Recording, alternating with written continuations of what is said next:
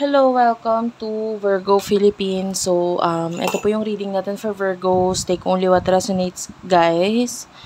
Bali, hindi ito magre-resonate sa lahat, ha.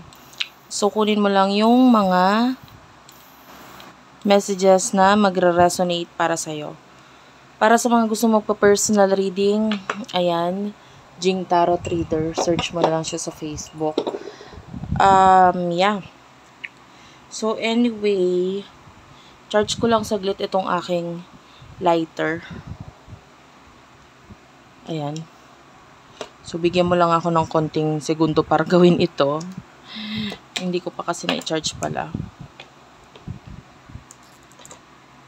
Anyway, let's start your reading, Virgos.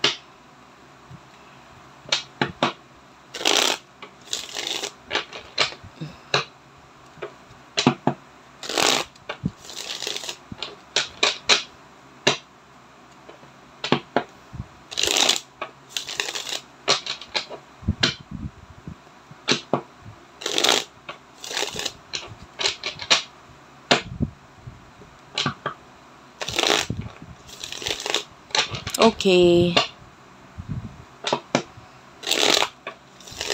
One last shuffle.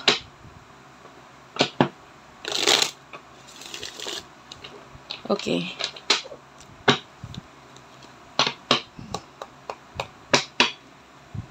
Let's start your reading. By the way, magbibigay nga pala sa ngayon si Madam Jean ng free na bracelet. So, kung gusto mo doon sa magpapa-reading, hanggang October 1 lang available yung promo niya na yun. May free bracelet siya. Evil Eye. Ayan, pangontra yun sa mga naiinggit, mga masasama, you know. Anyway, this is the Eight of Cups. Cancer, Scorpio, Pisces. This is your main energy. I feel like yung nasa isip mo ngayon is yung future mo, no? Parang, I feel like maraming, alam mo na sa sarili mo na meron kang mararating eh. Nanggaling ka rin sa mga pagsubok, sa maraming problema, bumagsak ka rin eh. Yung iba sa inyo, naubos din ang lahat. May mga nawala din sa'yo. And the Four of Wands is here. Five of Pentacles, Nine of Wands. So, these are all problems na pinagdaanan mo sa mga nakaraan. Kaya lang with the Hierophant, normal yon na kailangan mo talagang maranasan lahat ng yon para may matutunan ka. Kumbaga karma yon, pero may lesson yon sa'yo. Kasi gano'n naman talaga ang buhay, no? Maaring magkakaroon ka ng problema, pagsubok, tapos after nun, mas magaling ka na. And then, yeah, especially with the Eight of Cups, ito yung pinaka main energy mo. So maybe you're thinking about your future. I feel like yung iba sa inyo, nakapagod yung mga pinagdaanan mo. Kumbaga, kung sa normal na tao. Ay, hindi ko sinasabing hindi ka normal. Pero you know, hindi siya basta-basta kakayanin ng basta-basta ganun na lang. Marami ka rin talagang pinagdaanan. So, alamin natin, what's with the Eight of Cups? Clarify this. So, yeah, we do have here the Star. These are your wishes. Ito yung goals mo in the future. And then with the Eight of Pentacles, nakikita natin, kinaya mo pa rin.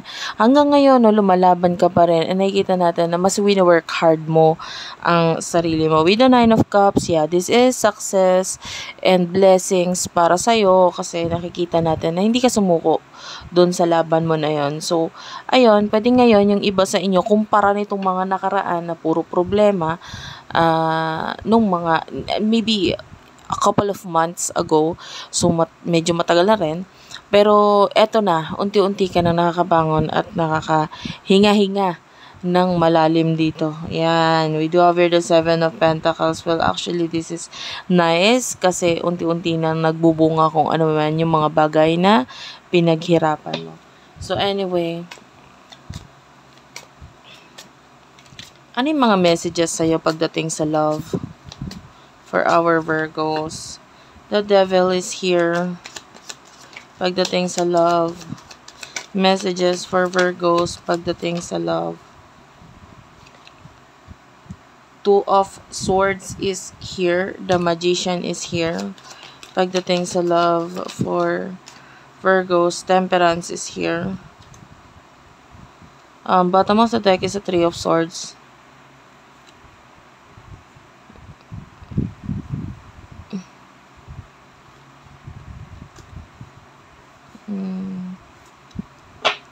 Alam mo, merong person ako nakikita dito na parang nakikita natin na nililet go ka na niya.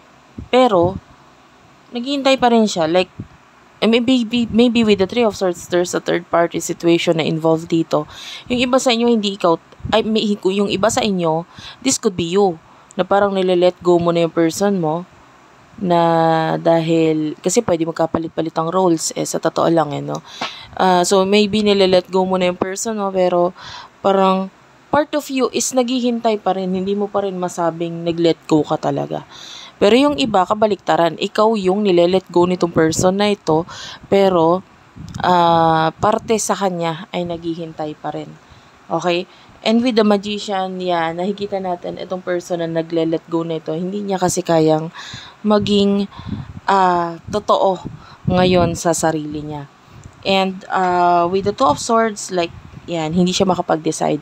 Especially with the Devil, lalo na kung nandyan pa yung third party na involved sa connection na ito. So, parang ang hirap mag-decide, ang hirap, 'di ba? Lalo nang hindi pwedeng i-free basta-basta. So, ngayon, makikita natin dito sa picture, there's this Temperance energy, which is the wishing well. Makikita mo yung picture ng wishing well dito, which is, I feel like ito yung mga kahilingan nitong person na ito. Kaya lang, kung makikita mo, it's like, kailangan unahin ko muna yung mga pangangailangan ko. Parang ganun. So, maybe, may pang-let go na ginagawa. Iyon ay dahil, kailangan unahin ko yung needs ko, yung kailangan ko. Hindi ako pwedeng hiling ako ng hiling tungkol sa'yo or patungkol sa'yo. Hindi pwedeng lagi kitang gustuhin. Kailangan mag-focus din naman ako sa sarili ko. So, that is the energy of this person.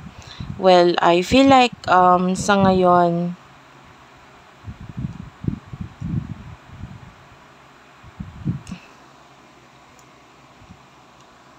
may mga, wait lang guys. Buksan ko lang yung aking candle.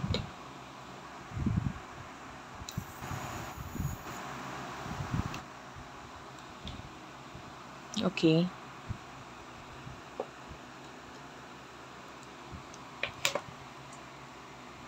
Okay. So, sa ngayon, nakikita natin na merong mga dumating dito sa connection na ito na parang naging dahilan or may mga inalis, may mga umalis, ganyan, na naging dahilan kung bakit pwedeng this time around mas naging mahirap yung connection ninyo ng person na ito. So, yun nga, pwedeng iba may dumating na third party situation, 'di ba? Bigla nagkaroon ng ganon. And then, pwedeng ito yung naging dahilan kung bakit mas lumayo, mas naging malaki ang distansya ninyo sa connection na ito. Okay? So, anyway, so, nilipat ko lang ng pwesto ang aking kandila kasi, malapit na ay electric fanan. Anyway, ano yung gustong mangyari ng person na ito sa connection ninyo? Okay, so nakikita naman natin yung paghanga ng taong ito with the Empress towards you. Pero nakikita natin na parang kailangan ko muna mahalin yung sarili ko. Gusto kita, pangarap kita, pero kailangan ko rin kasing mahalin yung sarili ko. So, yun yung gusto niya mangyari. Mag-focus sa sarili niya. Over the world, so gusto niya talaga lumayo. The world is all about distance. No, gusto niya maging mas kompleto muna. So, itong person na ito, nag-focus siya sa sarili niya. Ten of Cups, family. This is everything na importante sa person na ito. So, sa ngayon, nandito yung focus niya. And, the Five of Swords is here.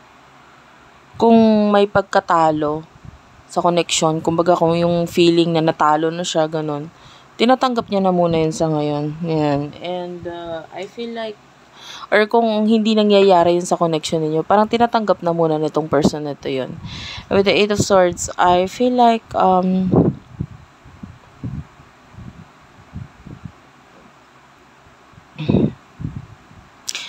kung siya yung nasa side nung third party situation, so nakikita niya, okay naman ako eh. As long na, maybe yun nga, stuck siya sa sitwasyon, pero parang ang pakiramdam niya, okay naman ako eh. Okay naman ako eh. Wala naman akong dapat ipag-alala. Okay? So, kung stuck siya sa sitwasyon, hindi na niya pinipilit or hindi na siya nag-iisip ng paraan para makaalis doon, para makalayo doon. So, nararamdaman niya, okay lang siya, masaya naman na siya. Okay? Komportable. Yun yung nakukuha nating energy. What will happen in the near future for the both of you?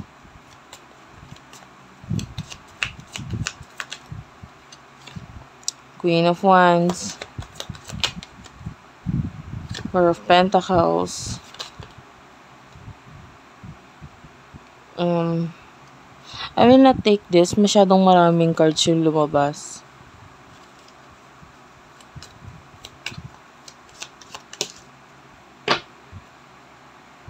The Emperor is at the bottom of the deck. Ito maraming cards yung lumabas actually. Pero nakuha ko yung energy na kailangan ko siyang basahin. So, babasahin ko siya.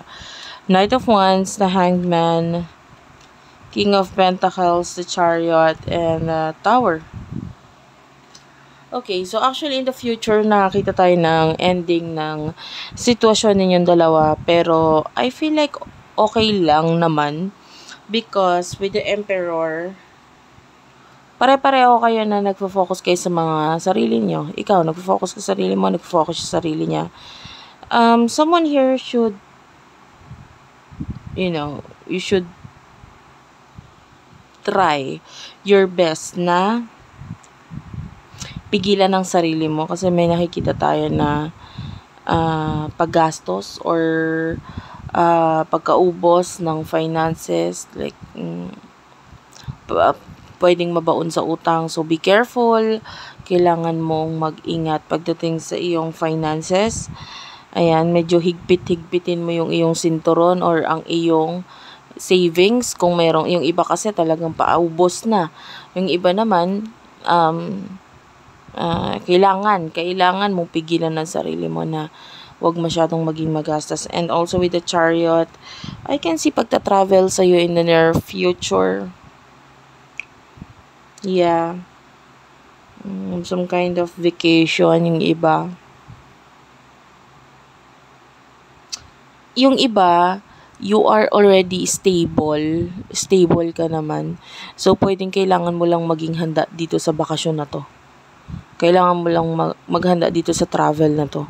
So, kung bakit ka binibigyan ng advice na medyo higpit-higpitan mo yung sinturon mo, yung iba kasi kailangan mong mag-ready doon sa mismong travel na yon in the future para sa'yo. Okay, so, high chance of pagta-travel. Especially the Knight of Wands is also here. Okay, pagdating sa person na ito,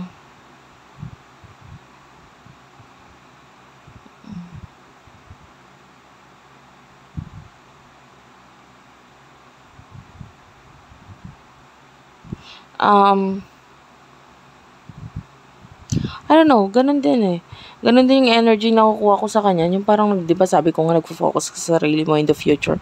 So, nagfo-focus din siya sa sarili niya. Pare-pareho kayo. And, yung emotions in the near future is that there's guilty energy. So, pwedeng may mga pinagsinungalingan siya sa'yo or hindi siya sinabi or dinenay niya na energy in the past. So, guilty dun siya sa mga bagay na yun. And in the future, andun pa rin yung pagka-guilty nitong taong ito doon. Bagay na yun. So, hindi niya ina-open or sinasabi talaga sa'yo kung ano yung totoo dito. Anyway, so, That's it for now. Thank you for watching. I love you all and bye-bye.